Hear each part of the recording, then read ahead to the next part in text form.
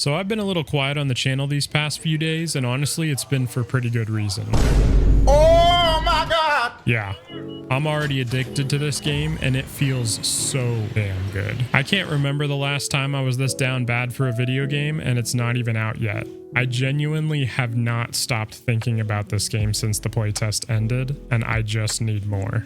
Over the last couple of years, every game that's been thrown at us has felt like corpo slop garbage stuffed full of bloatware and microtransactions, and I have had enough of it, but not this one. Embark Studios, you guys have some passionate, talented individuals, and boy did we just get a hell of a game. I mean, just look at this. Beautiful. I guarantee you this video does not do this game justice, and YouTube compression is absolutely awful, but when you play this game for yourself, you're gonna get blown away. I am running this game on 4K max settings and haven't touched any of them myself since I first booted up the game, and to my surprise, the game has run almost perfectly. I do have an RTX 4080 and it's averaging over 100 FPS at almost all times, even when it's raining or when the AI is all over the place blowing stuff up. When's the last time that you've seen an Unreal Engine 5 game do that? Some people that I know have even been running this game on something as old as a GTX 1080, mind you at 1080p, and are still getting huge consistent frame numbers just at some of the lower settings. Finally, a game that works and people can play with what they have. Now, I can already hear the writing on the wall. People are going to start calling me a shill in the comments for glazing this game, and my goodness, forgive me for actually getting excited for cool games that deserve it, but you're crazy if you think my tiny little channel is pulling any weight in getting sponsored here. But hey, honestly, Embark, if you somehow saw this video and want to work something out with me, let me know. It's been a long time since I've played a game that instantly hooked me like this and feels so alive and immersive. Arc Raiders does a great job of making you feel like a scavenger in a forbidden world, small and insignificant, a cog in the wheel of the apocalypse machine, an ant foraging for crumbs of food. You are no one, but exactly what we need. A raider, a hero. The Arc Raiders maps may initially look small, but many of the buildings and structures have vast underground networks and tunnels. This usage of vertical space helps make each map feel so much larger than they really are. The forests and trees are massive and overgrown, the shrubs and bushes perfect for cover, and honestly, you're going to be doing a lot of that, taking cover and hiding. And the reason that you have to do that is because of the insane Arc robots patrolling in and out of buildings all over the map. The AI arcs in this game are no joke, and they're super hostile and very intelligent, each with their own unique features, attacks, and abilities. But there is something that is common for them all. Once you aggro one of the arcs, be sure that there are others nearby that will soon swarm in towards you. If you can't find a building to hide in or dispatch them quickly, you're gonna be in for a really bad day. The arcs make this game feel super alive and dynamic. Each raid is slightly different as arcs are randomly spawned in around locations. They also seem to continue to respawn throughout the raids, so even locations that have already been cleared out will at some point have new AI arcs taking their place. This means that no matter where you go, there's always going to be some sort of threat to be cautious of. Be on your guard and take things slow. This game is going to make you feel like you're playing a stealth shooter game inside of a PvP extraction game. The Arc AI does an amazing job of making you feel like you're wandering around a restricted wasteland, much like maybe Area 51, where everything is out to get you and you better make sure you're not seen. This blend of stealthy anxiety and utter chaos makes each raid feel super unique while still maintaining the most important factor: fun. This game is fun. The raids can be challenging, or they can be as calm as you want them to be.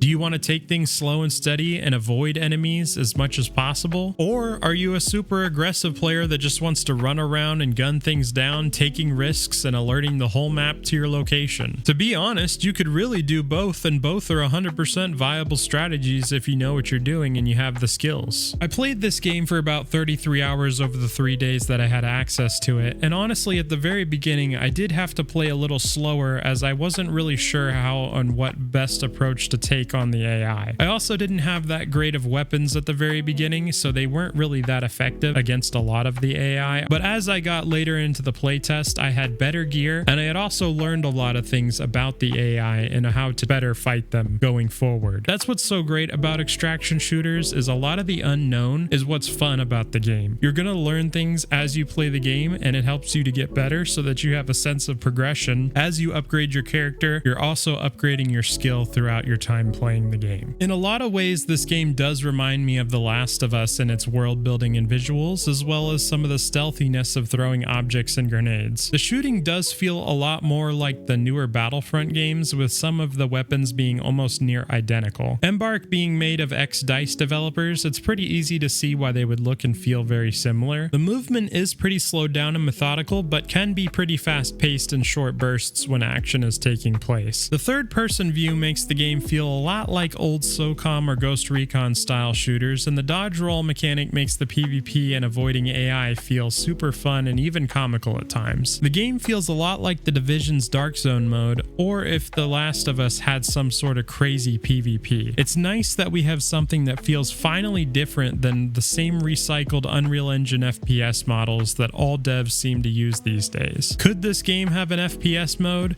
Yeah, maybe, but it's not designed with FPS in mind. Some of the difficulty lies within the slight clunkiness of the third-person perspective, and in my opinion, the sweatiness that first-person would bring to this game ultimately would ruin it. The third-person view is a welcome and refreshing change, and we need more of them back in the shooter space. Not every game needs to be first-person. So what exactly do you do in Arc Raiders? Well, it still is an extraction game at its core. The goal is to go into raids and pick up various loot and survive until you extract.